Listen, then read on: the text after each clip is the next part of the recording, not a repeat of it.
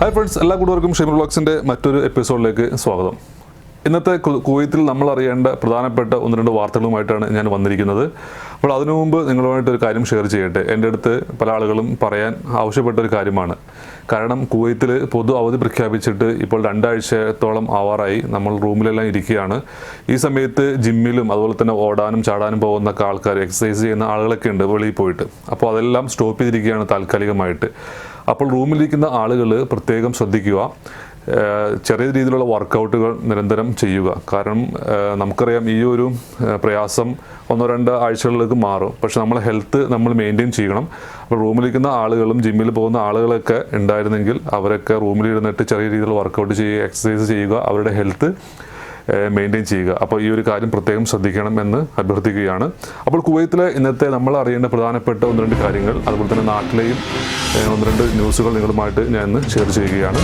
ഇന്ന് കുവൈത്തിലെ പ്രധാനപ്പെട്ട ഒരു ന്യൂസ് എന്ന് പറയുന്നത് നമ്മൾ 2 ദിവസം മുമ്പേ കേട്ടൊരു ന്യൂസായിരുന്നു. കർഫ്യൂ ഏർപ്പെടുത്താൻ പോകുന്നുള്ള ഒരു ന്യൂസ്.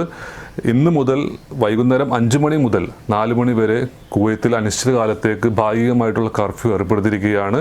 അപ്പോൾ ഈ ഒരു അടിയന്തര സാഹചര്യത്തിൽ എല്ലാ ആളുകളും മാക്സിമം സഹകരിക്കുക.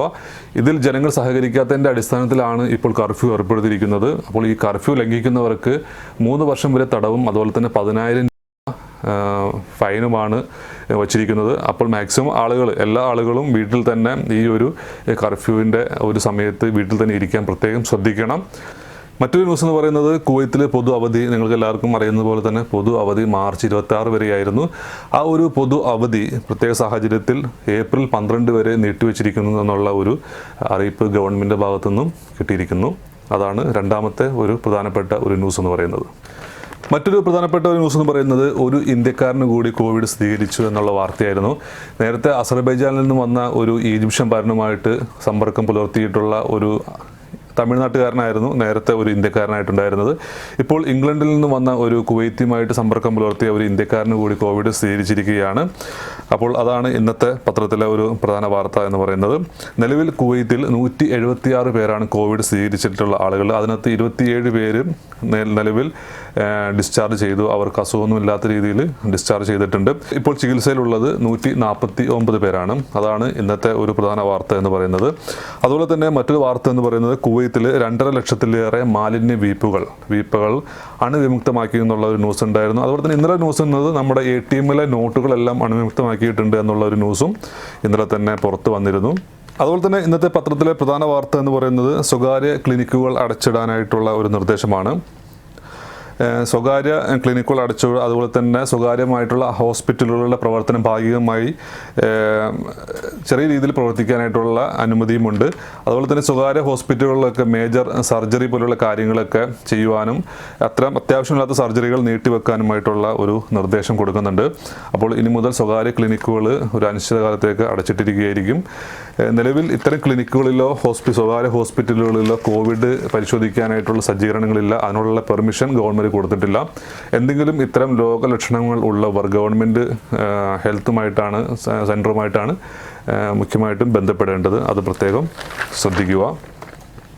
മറ്റൊരു പ്രധാന വാർത്ത എപ്പോഴും പറയാറുള്ളത് പോലെ തന്നെ കുവൈത്തിൽ ഇന്നലെയും ഉണ്ടായിരുന്നു ഒരു വ്യാജ വാർത്ത.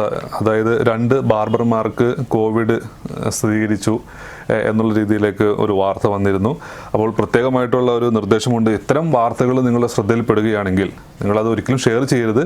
ഇത്തരം വാർത്തകൾ ശ്രദ്ധയിൽപ്പെടുകയാണെങ്കിൽ അത് വാർത്താവിനിമയ വകുപ്പിനെയോ അതല്ലെങ്കിൽ ഗവൺമെൻറ് ഹെൽത്ത് ഡിപ്പാർട്ട്മെൻറ്റിനെയൊക്കെ അറിയിക്കണം. അപ്പോൾ ശക്തമായ നടപടികൾ ഉണ്ടാകുമെന്ന് വീണ്ടും മുന്നറിയിപ്പ് നൽകിയിരിക്കുകയാണ്. ഇന്നലെ തന്നെ 2 പേർക്ക് കൊറോണ ഉണ്ടെന്നോ ഉള്ള രീതി, 2 ബാർബർമാർക്ക് കൊറോണ ഉണ്ടെന്ന രീതിയിൽ വാർത്തകൾ വന്നിരുന്നു. അപ്പോൾ കുവൈത്തിൽ ഇന്നലെ ധാരാളം ന്യൂസുകളൊന്നും വന്നിട്ടില്ല. ഇതൊക്കെ തന്നെ പരിമിതമായ ന്യൂസുകളൊക്കെയാണ് ഉള്ളത്. കാരണം ഇവിടെ എല്ലാം നല്ല രീതിയിൽ കൺട്രോളിൽ പോകുന്നത് കൊണ്ട് പ്രത്യേകമായിട്ടുള്ള ന്യൂസുകളൊന്നും തന്നെ ഇല്ല. പിന്നെ കഴിഞ്ഞ ഒരു വീഡിയോയിൽ പറഞ്ഞതുപോലെ തന്നെ കുവൈത്തിൽ അണുനശീകരണത്തിനുള്ള റോഡുകളൊക്കെ അണുനശീകരണത്തിനുള്ള വണ്ടികളൊക്കെ കുവൈത്തിലെത്തി. അതിൻ്റെ പ്രവർത്തനങ്ങളൊക്കെ തുടങ്ങിയിട്ടുണ്ട്. നേരത്തെ പറഞ്ഞ പോലെ ATM-ലെ നോട്ടുകളൊക്കെ അണുവിമുക്തമാക്കിയിട്ടുണ്ട്. അപ്പോൾ ഇത്തരം കാര്യങ്ങളൊക്കെയാണ് കുവൈത്തിൽ നിന്നുള്ള പ്രധാനമായിട്ടുള്ള ന്യൂസുകൾ. ഇതിനൊപ്പം മറ്റൊരു കാര്യം ഷെയർ ചെയ്യാനുള്ളത്, ഗൾഫിൽ നിന്ന് വരുന്ന ആളുകൾ ഇപ്പോൾ നിലവിൽ നാട്ടിലേക്കോ അല്ലെങ്കിൽ ഗൾഫിൽ നിന്ന് വിമാന സർവീസ് എല്ലാം ക്യാൻസൽ ചെയ്തിരിക്കുകയാണ്. എന്നാൽ തന്നെ നാട്ടിൽ ഇനി ഏതെങ്കിലും രീതിയിൽ എത്തപ്പെടുന്ന ആളുകളൊക്കെ ഒരിക്കലും പുറത്തിറങ്ങരുത്. നിങ്ങൾ 14 ദിവസം കണ്ടിന്യൂ ആയിട്ട് വീട്ടിൽ തന്നെ ക്വാറന്റൈനിൽ കഴിയുക. നമ്മുടെ കുട്ടികൾക്കും കുടുംബത്തിനും ജനങ്ങൾക്കും വളരെയധികം ഉപകാരമാണ്. നിങ്ങൾ ഒരിക്കലും പുറത്തിറങ്ങരുത്. കാരണം നമ്മൾ ഗൾഫിൽ നിന്നുള്ള ആളുകൾ പ്രവാസികൾ ഒരിക്കലും നാട്ടുകാർക്ക് യാതൊരു ബുദ്ധിമുട്ടും ഉണ്ടാക്കരുത്. നമ്മൾ ജനങ്ങൾ സഹായിച്ചിട്ടേ ഉള്ളൂ, അവരൊരിക്കലും ഉപദ്രവിച്ചിട്ടില്ല. അപ്പോൾ അക്കാര്യം കൂടെ ഓരോ ആളുകളും പ്രത്യേകം ശ്രദ്ധയിൽപ്പെടുത്തണം എന്ന് ഓർമ്മിപ്പിക്കുകയാണ്. അപ്പോൾ അത്തരം കാര്യങ്ങൾ ശ്രദ്ധിക്കുക. മറ്റൊരു ന്യൂസ് എന്ന് പറയുന്നത് നമ്മുടെ കാസർഗോഡ് കോവിഡിൻ്റെ ആ ഒരു ആളുടെ ഒരു റൂട്ട് മാപ്പാണ്. ഇത്തരം കാര്യങ്ങളൊക്കെ വളരെ സില്ലി ആയിട്ട് എടുത്തതിൻ്റെ ഒരു ഫലമാണ് ഇപ്പോൾ എത്രയോ ആളുകൾ, ആയിരക്കണക്കിന് ആളുകൾ നിരീക്ഷണത്തിലും ഒരു സംവിധാനം തന്നെ, ഗവൺമെൻറ്റിൻ്റെ ഒരു സംവിധാനം തന്നെ ഇതിനു വേണ്ടിയിട്ട് വളരെയധികം കഷ്ടപ്പെടുകയാണ്. ധാരാളം ആളുകളിലേക്ക് ഇത് എത്തപ്പെടാനുള്ള സാധ്യതയുണ്ട് ഈ ഒരു കാസർഗോഡ് സ്വദേശിയുടെ ഈ ഇത്തരം പ്രവർത്തനങ്ങൾ. അപ്പോൾ ഒരിക്കലും ഞാൻ നേരത്തെ പറഞ്ഞ പോലെ ഗൾഫിൽ നിന്നൊക്കെ വരുന്ന ആളുകൾ രോഗം മറച്ചു വയ്ക്കുകയോ ഏതെങ്കിലും രോഗലക്ഷണങ്ങളുണ്ടെങ്കിൽ ആരോഗ്യവകുപ്പുമായി ബന്ധപ്പെട്ട് വേണ്ട നടപടികൾ എടുക്കണം. പൂർണ്ണമായിട്ടും ഹോം ക്വാറന്റൈനിൽ പോകണം എന്ന് അഭ്യർത്ഥിക്കുകയാണ്. അപ്പോൾ ഇത്തരം പരിപാടികൾ ഒരിക്കലും പ്രവാസികളുടെ ഭാഗത്തു നിന്നും ഉണ്ടാകാൻ പാടില്ലാത്തതാണ്. അപ്പോൾ ഇതൊക്കെ തന്നെയാണ് പ്രധാനമായിട്ടുള്ള ന്യൂസുകൾ. അപ്പോൾ ഇനി പുതിയ അപ്ഡേഷനുകളൊക്കെ ആയിട്ട് ഞാൻ വീണ്ടും വരുന്നതാണ്. ഈ ന്യൂസുകൾക്ക് ഞാൻ നേരത്തെ പറഞ്ഞ പോലെ ഓൾറെഡി നിങ്ങൾ അറിഞ്ഞിട്ടുള്ള ന്യൂസുകളാണ്. എന്നാൽ തന്നെയും ഒരു ചെറിയൊരു ഓർമ്മപ്പെടുത്തലുമായിട്ടാണ് ഞാനിപ്പോൾ വന്നിരിക്കുന്നത്. അപ്പോൾ എൻ്റെ ഈ ഒരു ചെറിയൊരു വീഡിയോ നിങ്ങൾക്ക് ഇഷ്ടപ്പെട്ടു എന്ന് വിചാരിക്കുന്നു.